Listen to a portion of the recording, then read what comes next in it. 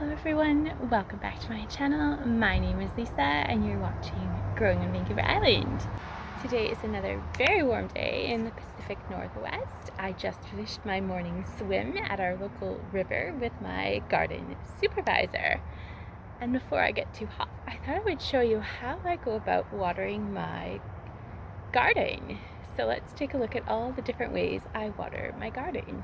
So for my front rock garden, I typically use a standard hose and a spray nozzle to just give everything a very light watering.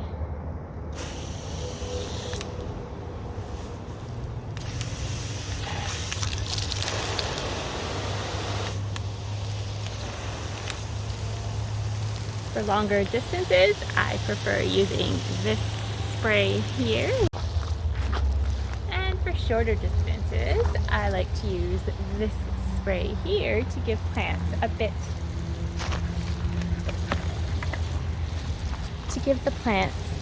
of a better soaking.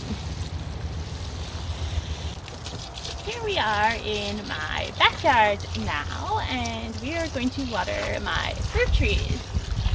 I like to use an open hose for watering fruit trees because I find using a nozzle, you are not going to be giving your trees enough water. I've discovered over the years that even mature fruit trees need a fair bit of water, probably more than you might think. So I like to give these trees a few minutes of water just pouring out of the hose for adequate hydration.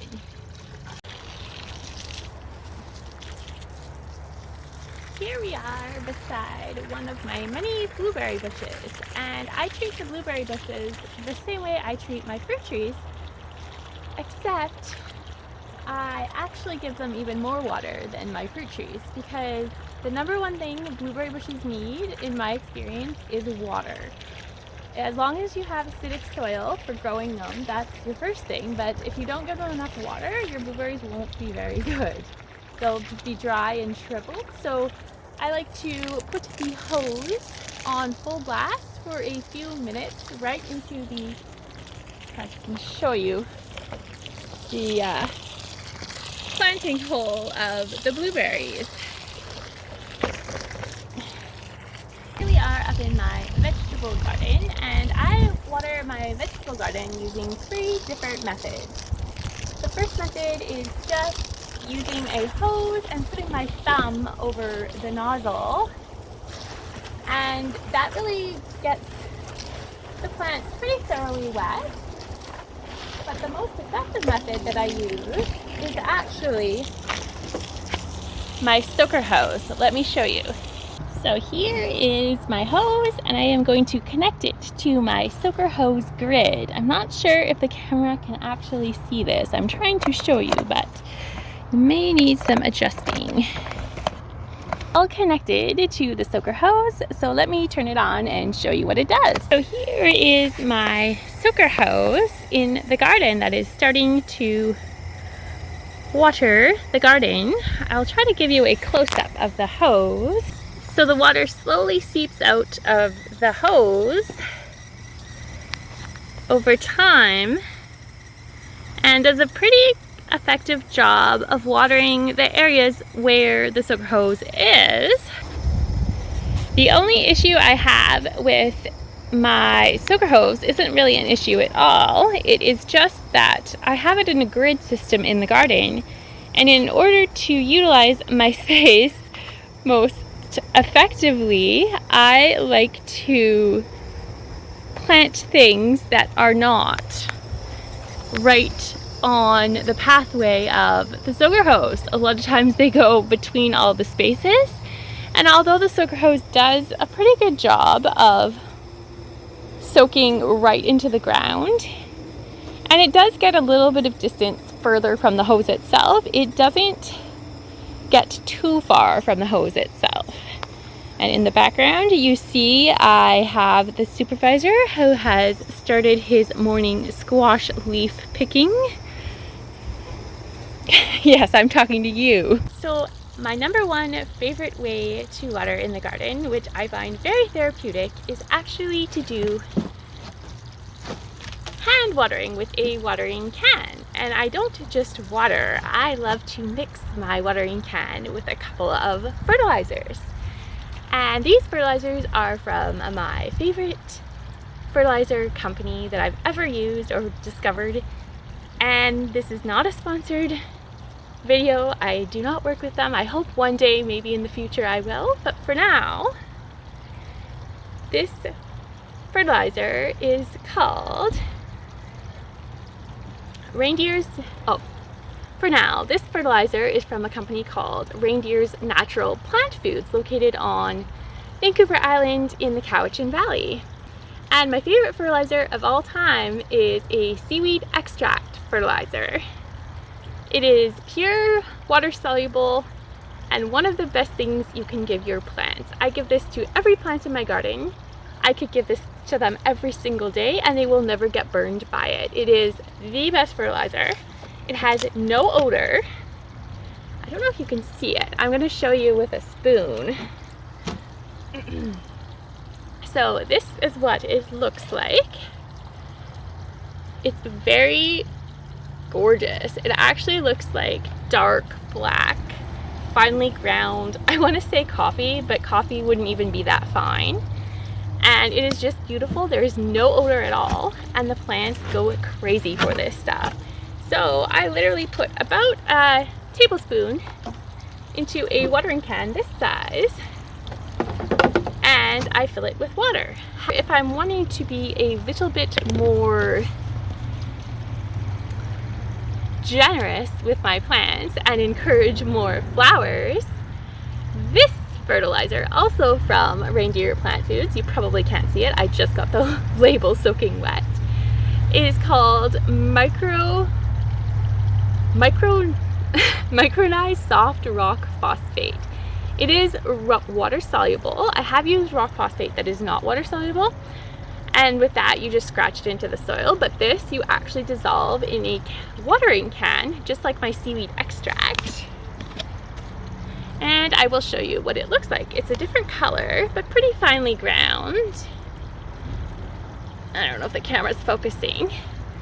And you dissolve it in a can of water. So if I'm feeling very generous, I will give my plants a scoop of seaweed extract and a scoop of my water-soluble rock phosphate. Once again, it's from Reindeer's Plant Foods, and maybe one day in the long distant future they will decide to sponsor my channel. So we are going to mix it up in my watering can here. I don't really stir it, the water will just mix it as it goes into the can. And then I will take you for a little hand watering garden session. I just discovered I've got a bit of a problem. My watering can has sprang a leak. Let me show you. There is a crack in it and the water is actually coming out. I don't know if you can see that on the camera. I'll put more water in. Spilling out. So I gotta be careful with it. I do have another can, but we're gonna use this up first, and this can may end up in my recycling bin. I may need to shop for another watering can. We are outside of my vegetable garden. This is a little place beside my compost bin, which is located just a few feet from the actual vegetable garden. And here I have growing a couple of baby pumpkin plants. Actually, this one has succumbed to the heat. I wasn't able to water for a few days. I had a terrible sleep for 5 days. During our heat wave, we have no air conditioning in our home, so it's hard to sleep when it's really hot. And anyways, I finally slept. So now I can actually do things. And my plants didn't get any water for several days, so one of them succumbed, but we still have one healthy pumpkin plant. So I am going to give it some of my lovely fertilized water concoction. There we go. I like to be pretty generous with my fertilized water for these plants. And here we are inside my vegetable garden, and I am just going to give some of these plants a little sprinkle of fertilizer water. This is a squash plant that is growing bananas, and I thought this was here a watermelon plant, but I'm thinking it's not because the leaves look different. It might be a squash or a cucumber actually. Oh, and exciting developments. I did not see this, but we have cucumber flowers. That is super exciting. Or maybe squash, but I think it's cucumber. And we're going to give one of our only sunflowers that is blooming a little drink of the fertilizer water. And a sneak peek, a little crocosmia flower that the hummingbirds go bonkers for. And here is one of my fig trees that I don't show often in the videos. I haven't had this tree very long. I planted it last spring and it did get figs, but they never ripened. So I'm hopeful this year it might, but nothing yet. We will give this tree a little water. And here is one of my rose cuttings that is starting to bloom. Some lovely white Mayland roses. I am going to give my rose a little bit of my fertilizer water. And a little bit for a tomato plant. I will literally put this on everything in the garden, so I won't show you all the places, but we're going to move on.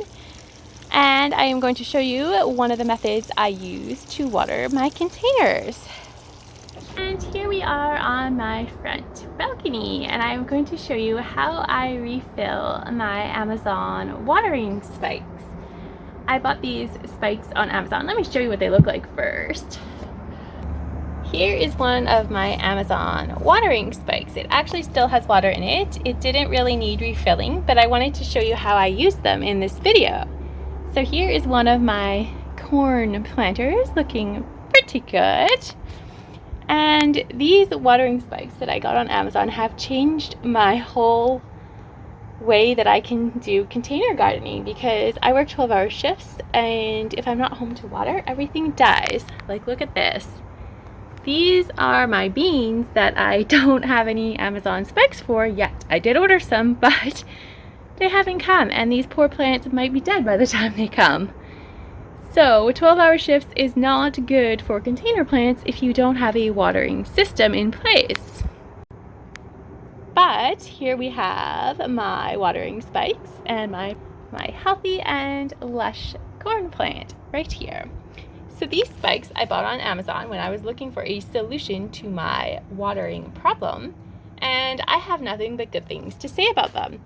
I use them with these bottles that I bought at a local dollar store. In Canada, we have something called Dollarama, probably similar to Dollar Tree in the US. We have Dollar Tree in Canada, but we don't have the same items as the US. Our items are quite different. But these glass watering, well, they're glass jars. I'm not really sure what they're meant for. I'm not sure if they have to hold over a liter. I'm thinking closer to 2 liters. It doesn't say how much, but typically they'll last about 7 days or so, and it's a continual slow release of water using my watering spikes. So let me show you how I hook them up. I'm not sure how this camera angle is, but hopefully it's gonna work okay. So here I have my filled up, well, it was full, I accidentally spilled it, my container of water for my spikes. Is how I connect my watering spike to the container. I literally just stick it on the top. Don't really screw it in, just stick it on, and then you're gonna sort of put it upside down and it goes right into your container. I don't know how well the camera caught my little motion, but hopefully it caught the putting the jar into the spike. So that's going to be all for today. I hope you enjoyed this watering video. If you love gardening or fairy gardens or golden retrievers, you might want to think about subscribing to this channel for more gardening adventures. and we will see you in the next video. Have a lovely day.